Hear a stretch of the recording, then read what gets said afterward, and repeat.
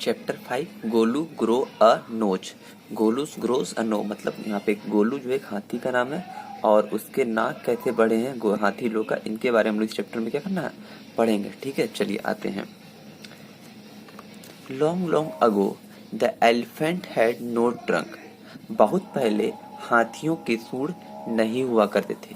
They had only a बुगी nose. ठीक है, एक उसके क्या होती, एक उभरी भी छोटी सी नाक होती थी। As big as boat he could wings it fried to side. और इसके दोनों तरफ क्या होते थे, छोटे छोटे छेद हुआ करते थे। But could not pick up with thing with it, लेकिन वह इन चीजों से कोई मैंने अपनी नाक से कोई सामान को नहीं उठा सकता था। कहता there was a baby elephant. एक हाथी का बच्चा था। ठीक है, एक हाथी का बच्चा था जिसका नाम क्या था, गोलू। ही टू, उसके पास भी हैड नो ट्रंक, उसके पास भी कोई सूंड नहीं करती, बट ओनली अ बुल्गी नोज, माने एक उभरी भी छोटी सी नाक हो करती थी। एज स्मॉल ए बूट, कहता उतना ही छोटा जैसा एक बूट हुआ करता था। बोट हुआ करता था। Golu was full of question, Golu के पास बहुत से प्रश्न हुआ करते थे।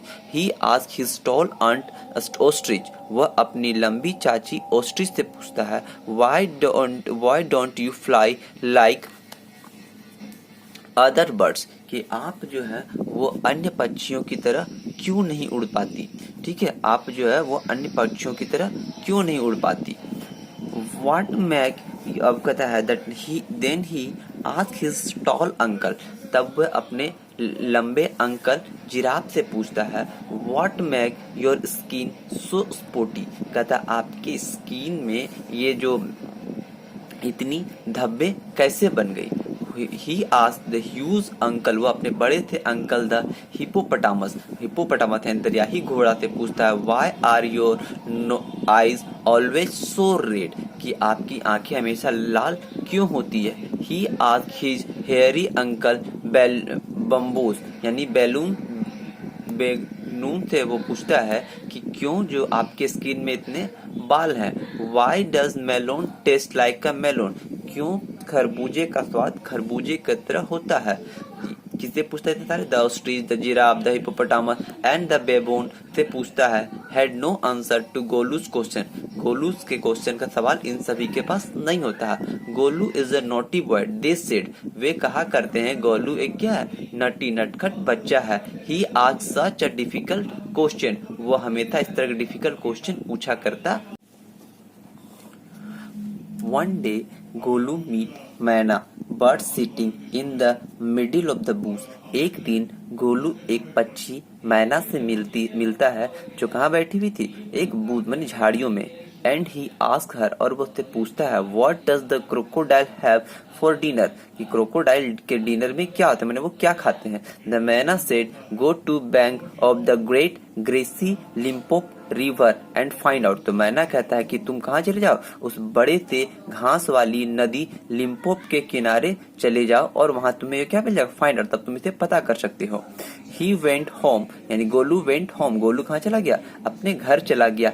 ही told he took 100 of sugar cane, उन्होंने 100 ईख यानी गन्ना लिए, 50 दर्जन बनाना 50 दर्जन केले, एंड 25 मेलोन और 25 खरबूजा लिया।